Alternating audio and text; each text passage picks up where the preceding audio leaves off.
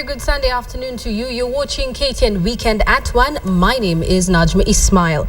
A cargo train headed to Uganda derailed at Lainisaba Estate in Kibera, crashing into residential houses. While 6 people have been rescued and rushed to hospital, scores others rather are feared trapped under the rubble. Transport Secretary Engineer Michael Kamau is among the leaders at the scene as rescue operations continue.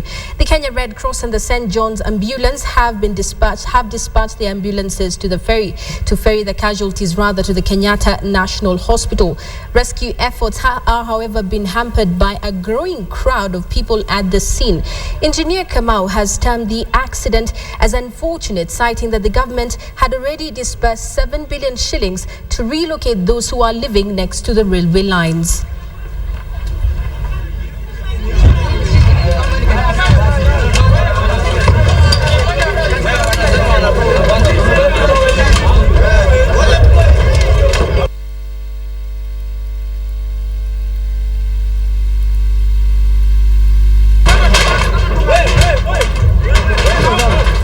Chenye kiondolewe ni hii reli ndio waingoe watutengeneze barabara ya lami, kitu haitusaidii hapa. Watu wengi wale walikuwa wamesimama kando ya reli wakingoja, aswa upande huu wakingoja reli ipite, na ofia wengi wamefinyiliwa ndani chini ya hii reli.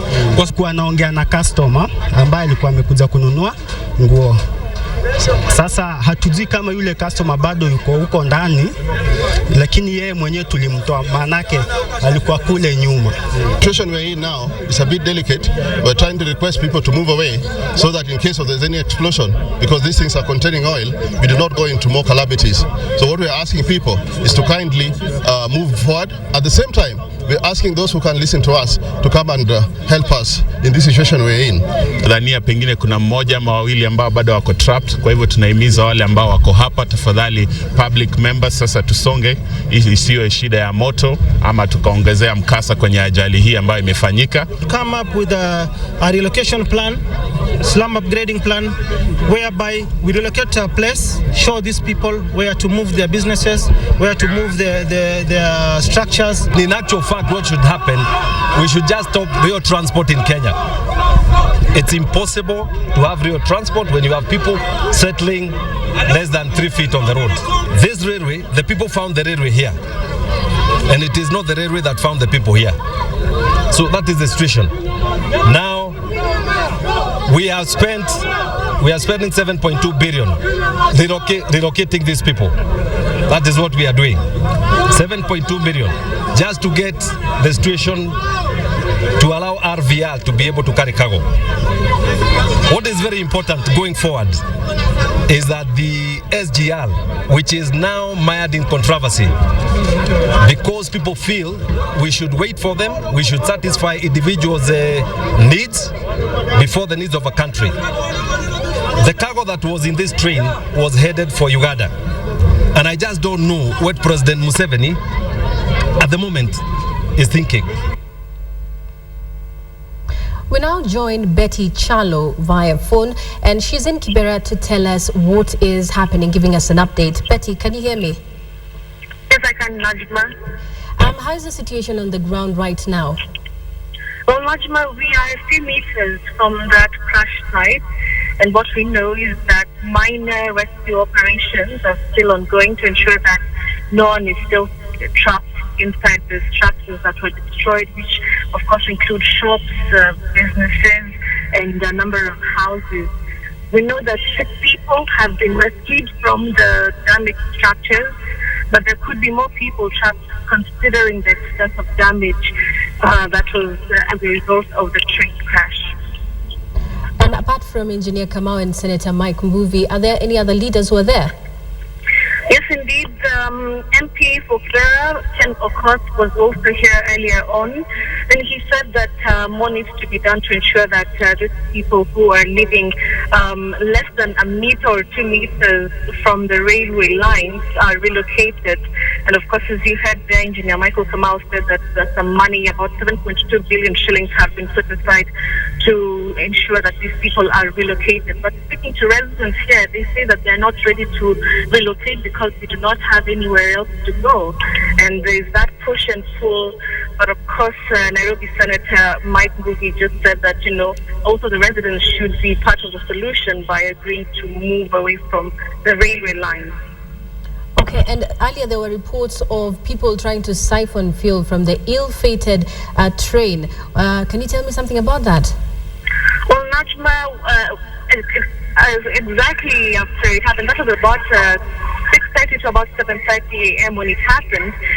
Police got here in time and they were able to cordon off that particular area.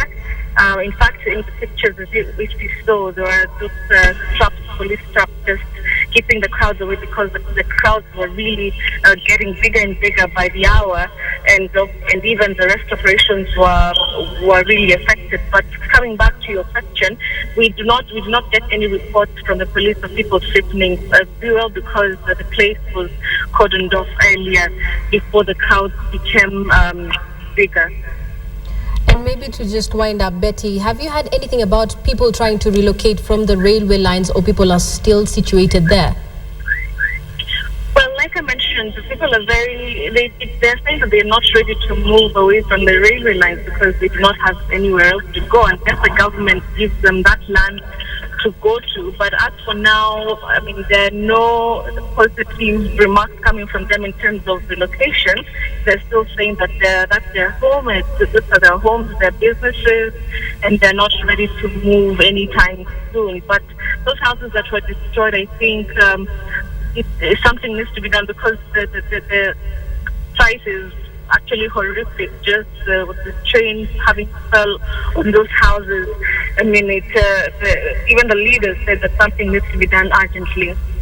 Definitely. Well, thank you very much. That was Betty Chalo keeping us up to speed with the Kibera incident. We move on now. Kenya, 22 Kenyans were last night evacuated from South Sudan. 2 of the Kenyans were injured in fighting following last week's attempted coup. The Kenyan government is set to airlift more Kenyans from the troubled country today. 4.7 tons of relief assistance has been dispatched to the Kenyan High Commission in South Sudan to assist those in dire need. At the Wilson Airport, medical personnel and family members wait for the arrival of Kenyans who were evacuated from South Sudan. The Kenya Air Force plane carrying the 22 Kenyans touched down at the Wilson Airport shortly before 9 p.m. on Saturday. The Kenyans who were evacuated by the government were received at the airport by, among others, Defense Cabinet Secretary Rachel Omamo. Those rescued included children and 2 adults nursing injuries.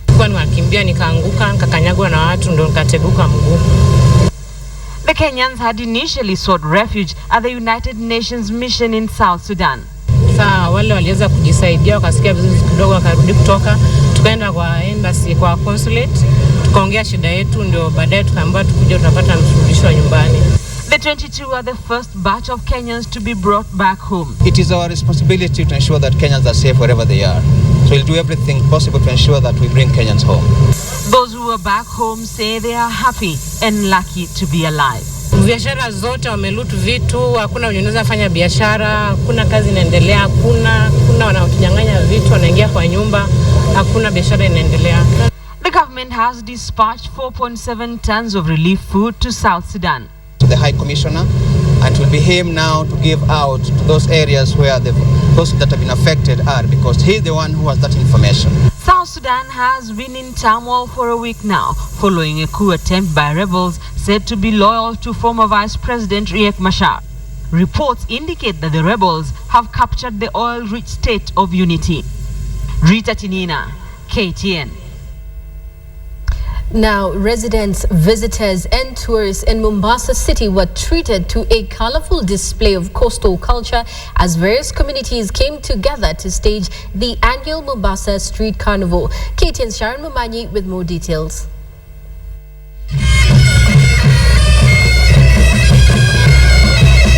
From the music to to the cultural dances and a showcase of the variety of food and artifacts that form the coastal cultural heritage, the city of Mombasa came alive and vibrant as members of the city's vast cultures and communities participated in the annual street carnival. Dressed in cultural Swahili attire, Mombasa Governor Ali Hassan Joho flagged off the animated procession from the Tononoka grounds where it began, snaking through Digo Road all the way to Mama Ngina Drive. The festival boasted an amazing spectrum of race and cultural splendor, with colorful display of Indian and Giriama cultures, complete with the famed waist-twisting Chakacha dances.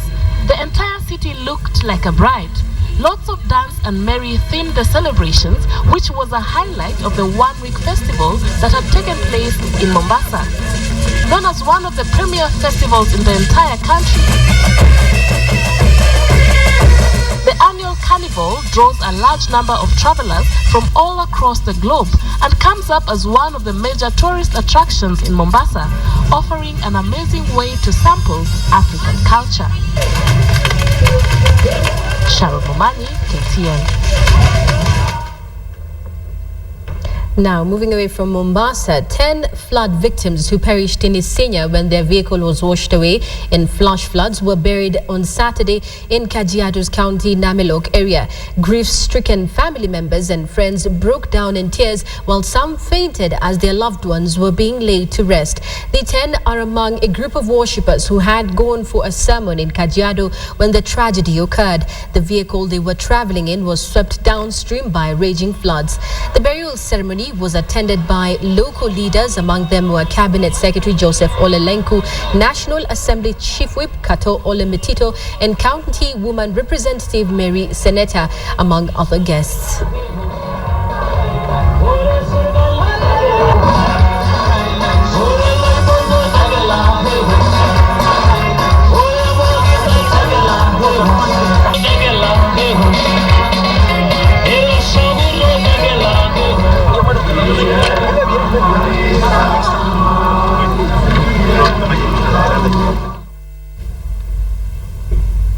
Now, Kenya has at least 2.3 million jobless Kenyans. At KTN, we try to connect the jobless with job opportunities. On KTN Job Center, this platform has been a blessing for some of the job seekers we have featured, and they have found employment. Others are still looking for placement. This week on Job Center, we bring you the best of 2013.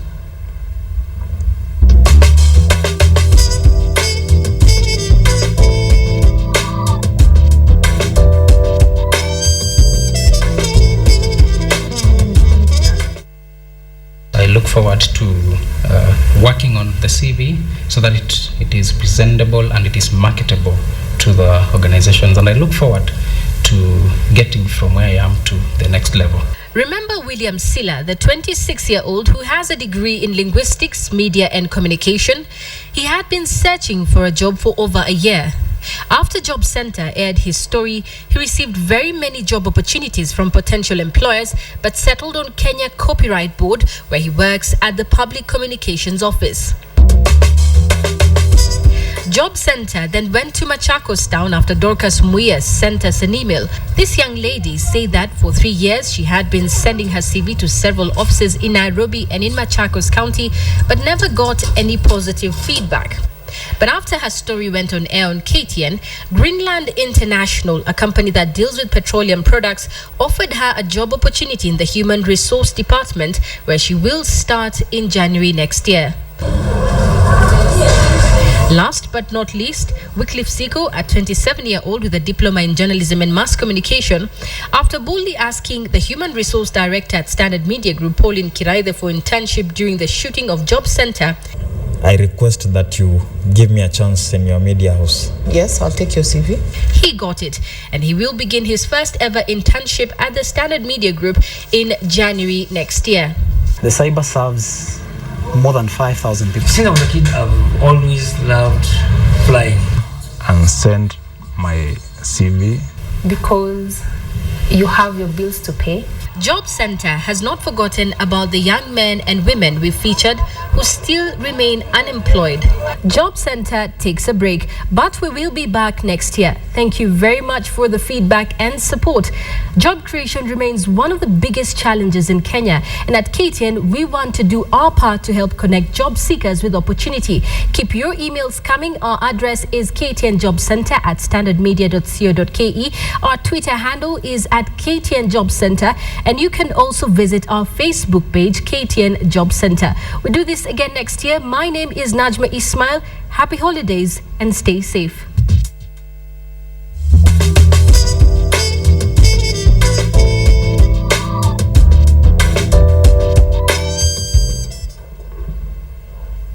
Well, indeed, we have bigger and better things lined up for you on Job Center next year. Moving on, a 28-year-old man died on the spot after his car was involved in a fatal accident last evening along Nakuru-Marigat Road. The vehicle in which the deceased was on board heading to Chemilongot in East Pokot is said to have veered off the road near a cliff and crashed into a tree, setting the car ablaze, leading to the death of the occupant. According to the Rift Valley Traffic Enforcement Officer Mary Omari, the man could not escape from the burning car as he had sustained serious injuries on his chest. Omari said the man, whose body has so far been identified, did not have a clear knowledge of the road as it was his first time to use the road. Eyewitnesses noted that the car was speeding, but their efforts to rescue the man were hindered following the huge fire. Omari has cautioned drivers using that route to be extra careful, noting that the road has many twists and turns. A family lost their 6-year-old boy almost 2 years ago, but in their terrible loss, they also gained unfaltering gratitude from 6 complete strangers who received his organs and corneas. Elisa Han reports one of those recipients got to meet the donor family in person to thank them for her newfound eyesight. Staying calm isn't easy. I think we're getting pretty close. When you know you can look at someone and the son you lost will be looking back. Yeah, we're really excited that this day came, so we were counting down that, oh my gosh, we're going to actually get to meet her. Hello. Hello. In walks 21-year-old Emilia Mahongos, and you could feel the nervousness in the room. I'm so glad we get to meet you. And then kind, consoling words from Bryce's mother. You know what? It's worth it. It's okay. A year and a half ago, 6-year-old Bryce Autry fell out of a wagon. What would have been a minor injury to most ended up being fatal, since he had a malformation that caused his brain to slip down onto his spinal column. He was the life of a room, you know. He'd have you in stitches all the time. Doctors asked the family if they would donate Bryce's organs. I mean, it wasn't a pause or a wait. It's, yeah, we're up for it. And we knew how many lives that could be impacted and helped. Mahongos received one of his corneas after growing up with a degenerative eye condition that kept her from driving and going to college. It started when I was in middle school. I couldn't see the board, and so on. I was like, I couldn't see, like I was seeing less every time. The boy who liked to dress up as Superman has now saved the lives and livelihoods of 6 people. Like, before I knew you guys, like, I already feel like you guys are my family. Together, they put the finishing touches on his fluorograph, a depiction of Bryce that will be part of the Donate Life float in the Rose Parade. So there's him, him and his little buddy. Friend, that's him. And they took some time to show Mahongos who their son was, what he looked like, how he was full of life. Enough life to share it generously with others. Because I'm glad you can see now. It's worth it. Okay. At Children's Hospital, Alyssa Hahn, King 5 News. Wow. A city in Mexico has an elite force of police officers and they cannot hear or speak. CNN's Rafael Romero explains why these officers are respected and recruited. They can't hear nor speak, yet they serve and protect. It's a group of 20 police officers, all deaf-mute, whose job is to keep an eye in the sky. They monitor 230 surveillance cameras around the clock in the Mexican city of Oaxaca. For their protection, we cannot show their faces. Through an interpreter, the officer tells us she likes her job and is proud of working here, watching over people and protecting her fellow citizens. People here call them silent angels. We give them the opportunity to work in public security, and we give ourselves the opportunity of taking advantage of the ability they have of reading people's lips, of detecting situations with suspicious people. Officials call this intuition a sixth sense. They say these deaf-mute officers have a higher than normal ability to process visual information, a plus when it comes to police work. They have already helped catch thieves and people selling drugs. That was the first thing that motivated us to hire deaf-mute people as police officers. Once we started working with them, we also realized that there are also people who are very committed to the work they do. The State Emergency Center director says these officers were either unemployed or underemployed before joining the force. They had either seasonal or informal jobs. Now they're heads of households. They also have all the benefits our public security personnel receive. This is beyond the expectations they had. Oaxaca is the first Mexican city with this kind of program. It was launched last fall when 20 recruits were trained and hired. These agents monitor cameras just like the ones behind me and are considered officers. They make the same money as a recruit in the state police. Their identity is protected because 2 surveillance officers were attacked after appearing in local media. But they say most people in Oaxaca show them appreciation and respect. Authorities in other Mexican states and abroad have approached Oaxaca with the intention of replicating the program in their communities, a program officials say is here to stay. Rafael Romo, CNN, Oaxaca, Mexico. Now, thousands of carolers gathered outside the home of a terminally ill girl in the U.S. state of Pennsylvania to help make one of her final wishes come true. 8-year-old Delaney was diagnosed with leukemia in May, and according to the family, the girl has only days to live, if not weeks. Here's the rest of the story.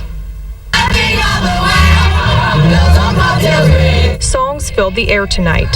Christmas carols reminding everyone of the true spirit of the holiday season.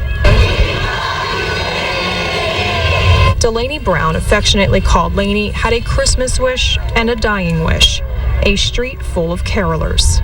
But they brought more than just song. They offered hope and compassion. I can't even express how I feel.